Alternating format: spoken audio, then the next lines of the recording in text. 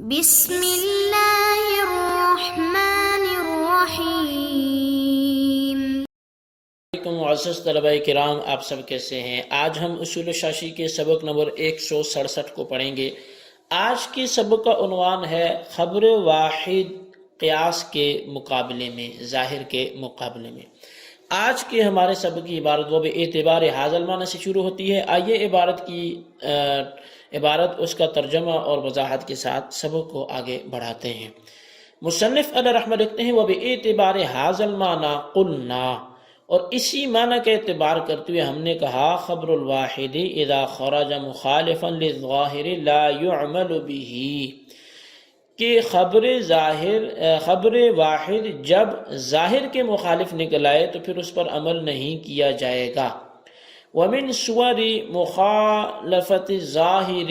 عدم اشتہار الخبر فيما يعم به البلوى في الصدر الاول والثانی، اور ظاہر کی مخالفت کی صورتوں میں سے خبر کا مشہور نہ ہونا ہے اس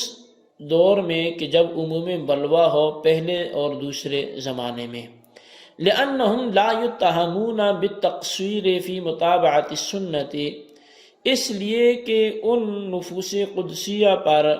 تہمت نہیں لگائی جا سکتی سنت کی اتباع میں کمی کی۔ فَإِذَا لَمْ يَشْتَهِرِ الْخَبْرُ مَعَ شِدَّةِ الْحَاجَةِ وَعُمُومِ الْبَلْوَى كَانَ ذَلِكَ عَلَامَةُ حَدْمِ صِحَّتِهِ، اور جب خبر شدت حاجت اور عموم بلوہ کے باوجود مشہور نہیں ہوئی تو یہ علامت ہے اس خبر کے صحیح نہ ہونے کی۔ ابھی تک کی عبارت میں یہ ہے کہ خبر واحد جب اس ظاہر کے قیاس کی مخالف آ جائے تو اس صورت میں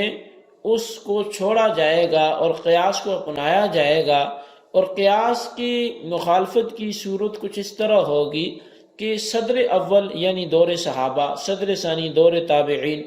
ان کے دور میں وہ خبر ایسی بیان کی جا رہی ہے کہ جو خبر مشہور ہونی چاہیے تھی، وہاں سب کو اس پہ عمل کرنا چاہیے تھا، لیکن ہوا یہ کہ وہ خبر مشہور بھی نہیں ہوئی، عمل بھی نہیں کیا گیا۔ تو اب قیاس یہ کہتا ہے کہ شاید جب بڑے بڑے صحابہ کرام نے اس خبر کو نہیں بیان کیا تو پھر یہ خبر ہوگی ہی نہیں۔ مثال کے طور پر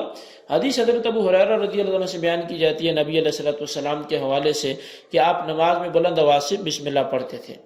اگر یہ خبر واحد درست ہوتی تو دور صحابہ و تابعین میں عموم بلوہ و ضرورت کی وجہ سے مشہور ہوتی، کیونکہ ہر صحابی روزانہ 5 وقت کی نماز مسجد میں پڑھتا تھا اور صحابہ کرام سے سنت میں کوتاہی کا سوچا بھی نہیں جا سکتا، لیکن اس کے باوجود اس کا مشہور نہ ہونا اس بات کی دلیل ہے کہ یہ خبر واحد درست نہیں ہے۔ اسی وجہ سے امام اعظم کے نزدیک ہر نماز میں آہستہ بسم اللہ پڑھنا مسنون ہے، جبکہ امام شافعی کے نزدیک جہری نماز میں جہرن اور سری نماز میں سرن پڑھنا مسنون ہے۔ آگے مصنف لکھتے ہیں وَمِثَالُهُ فِي الْحُكْمِيَّاتِ، اور خبر واحد کے ظاہر کے مخالف ہونے کی مثال احکام شرع میں۔ اذا اخبر واحد ان امرأته حرمت علیہ بالرضاع الطاری، جب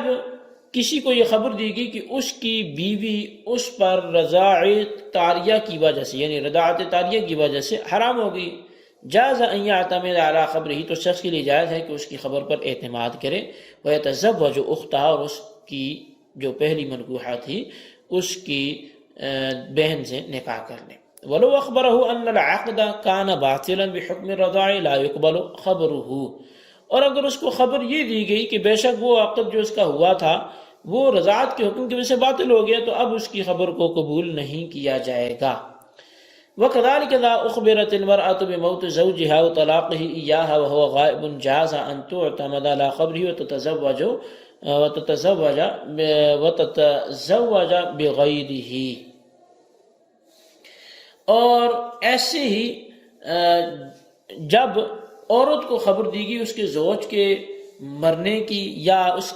کو طلاق دینے کی، اور اس حال میں کہ وہ ہے بھی غائب، تو جائز ہے کہ اس خبر دینے والی کی خبر پر اعتماد کیا جائے۔ وَتَتَزَوَّجُ بِغَيْرِهِ، اور وہ عورت اس اپنے زوج کے علاوہ کسی اور سے نکاح کر لے۔ وَلَوْ اشْتَبَهَتْ عَلَيْهِ الْقِبْلَةُ فَأَخْبَرَهُ وَاحِدٌ عَنْهَا وَجَبَ الْعَمَلُ بِهِ، اگر کسی پر قبلہ مشتبہ ہو گیا تو اس کو کسی نے خبر دی تو اس پر عمل کرنا واجب ہے۔ وَلَوْ وَجَدَ مَا لَا يَعْلَمُ حَالَهُ فَأَخْبَرَهُ وَاحِدٌ عَنِ النَّجَاسَةِ لَا يَتَوَضَّأُ بَلْ يَتَيَمَّمُ، اور اگر کسی نے پانی پایا اور وہ اس کی حالت سے واقف نہیں ہے، تو کسی نے بتایا کہ یہ نجس ہے، تو وہ وضو نہیں کرے گا، اب تیمم کرے گا۔ اب یہ تیمم کرے گا، وضو نہیں کرے گا۔ یہاں اصل میں مثال فی الحکمیات سے مصنف کی غرض ظاہر کے خلاف شرعی احکام سے مثالوں کو پیش کرنا ہے، لیکن ان مثالوں سے ظاہر کے خلاف خبر واحد کی طرف دوسری مثال ہے،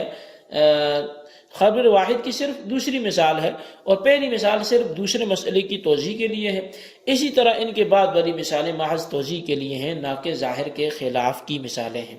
یہاں خبر واحد سے مراد حدیث نہیں ہے، بلکہ عام شخص کی خبر مراد ہے۔ اب پہلی مثال یہ کہ اگر کسی شخص نے دودھ پیتی بچی کے ساتھ نکاح کر لیا، یعنی اس کی مدت رضاعت کے اندر ہی، اس کے بعد کسی شخص نے یہ خبر دی کہ جس بچی سے تو نے نکاح کیا ہے اس کو تمہاری ماں نے دودھ پلایا ہے، لہذا یہ بچی تمہاری رضائی بہن ہے، تو یہ خبر دینے پر نکاح کرنے والے کے لیے جائز ہے کہ وہ اس کی خبر پر اعتماد کرتے ہوئے شیر خوار بچی کی بہن سے نکاح کرے۔ اب یہ خبر ظاہر کے خلاف، یہ خبر ظاہر کے اس لیے خلاف نہیں ہے کہ دودھ پیتی بچی کا یہ دور دودھ پینے کا ہے، لہذا ممکن ہے کہ شوہر کی والدہ نے دودھ پلایا۔ رضا طاری کا مطلب یہ ہے کہ بیوی کا دودھ پینے کا واقعہ نکاح کے بعد پیش آیا۔ اب ظاہر کے خلاف کی مثال یہ ہے کہ اگر کسی شخص نے یہ خبر دی کہ تمہارا نکاح رضاعت کی وجہ سے باطل ہے، کہ جس سے تم نے نکاح کیا ہے وہ تمہاری رضائی بہن ہے، تو یہ خبر دینے پر نکاح کرنے والے کا اس کی خبر پر اعتماد کرنا جائز نہیں ہے۔ شوہر و بیوی کے درمیان نکاح اپنے حال پر باقی رہے گا، اور اس کی وجہ یہ ہے کہ یہ خبر ظاہر کے خلاف ہے۔ اب یہ خبر ظاہر کے خلاف کس طور پہ ہے؟ وہ اس طور پہ کہ اگر یہ خبر سچی ہوتی اور حقیقتاً بیوی نے اس کی ماں کا دودھ پیا ہوتا، تو نکاح کے وقت جب شوہر اور بیوی دونوں کے عزیز و اقارب اور گواہ موجود ہوتے ہیں، تو ضرور کوئی نہ کوئی اس بات کی خبر دیتا کہ اس عورت نے مرد کی والدہ کا دودھ پیا ہوا ہے، لیکن وہ وقت نکاح کسی کا خبر نہ دینا اس بات کی بین دلیل ہے کہ یہ خبر جھوٹی ہے، لہذا یہ خبر ظاہر کے خلاف ہے اور اس خبر کو رد کر دیا جائے گا۔ اب ظاہر کے خلاف نہ ہونے کی چند مثالیں مصنف علیہ رحمہ نے اکٹھی بیان کی، اور وہ وَكَذَلِكَ إِذَا أُخْبِرَتْ وغیرہ سے بیان کی ہیں۔ آئیے ان مثالوں کو ہم دیکھتے ہیں۔ پہلی مثال یہ ہے کہ اگر کسی عورت کا شوہر غائب تھا، کسی نے آ کر خبر دی کہ تیرا شوہر فوت ہو گیا ہے، یا یہ کہا کہ تجھے اس نے 3 طلاقیں دے دی ہیں، تو اس عورت کا اس شخص کی خبر پر اعتماد کرنا جائز ہے۔ وجہ یہ ہے کہ وہ جو شوہر ہے وہ یہاں سے غائب ہے، اور ظاہر اس کے مخالف نہیں ہے کہ وہ غائب بھی ہے، ہو سکتا ہے طلاق دے دی ہو سکتا ہے وہ فوت ہو گیا ہو، اس کی خبر ہی نہیں ہے، پتہ بھی نہیں کر سکتی، تو اب اس کے لیے حکم ہے کہ وہ عدت گزارنے کے بعد دوسرے شوہر سے نکاح کر سکتی ہے، بشرط کہ ظاہر اس کے خلاف نہ ہو، اور ظاہر اس کے بظاہر یہاں خلاف نہیں ہے۔ دوسری مثال یہ کہ اگر کسی شخص پر قبلہ مشتبہ ہو گیا، پتہ نہیں کدھر ہے، کسی شخص نے آ کر خبر دی کہ قبلہ اس طرف ہے،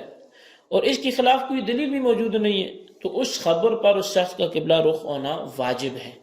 لیکن اگر یہ خبر ظاہر کے خلاف ہو، مثال میں قبلہ کی تعیین پر دلیل موجود ہے، تو اس خبر پر اعتماد نہیں کیا جائے گا۔ مثال کے طور پہ کسی جگہ پہ ہے، تو اب وہاں تو شرعی مسئلہ ہی یہی ہے کہ یہ تحری تب کرے گا جب کوئی بتانے والا نہیں ہوگا۔ اب جب کوئی بتانے والا تھا اور اس نے کچھ اور بتایا اور یہ جانب مخالف میں نماز شروع کر دے، تو اس کی نماز ہی نہیں ہوگی۔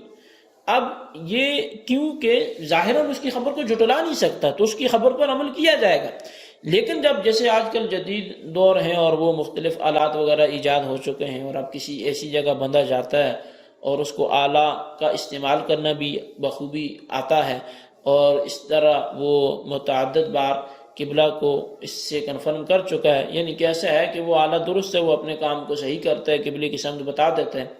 اب اگر کوئی اور کسی دوسری جانب بتاتا ہے، یہ کہتا ہے نہیں جی یہ میری جو ڈیوائس ہے یہ مجھے بتا رہی ہے کہ نہیں قبلہ تو ادھر ہے، تو ٹھیک ہے، اس کے پاس دلیل ہے، اب اس کی خبر کو جھٹلا سکتا ہے۔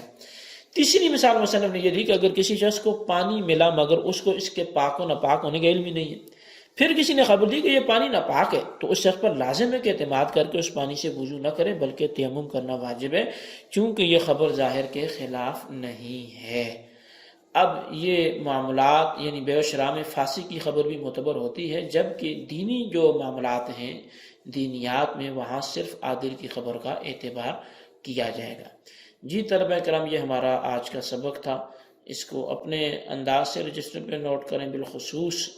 مختصر کر کے خلاصہ اس کا ضرور لکھیں اور ان سوالات کے جوابات بھی دیں۔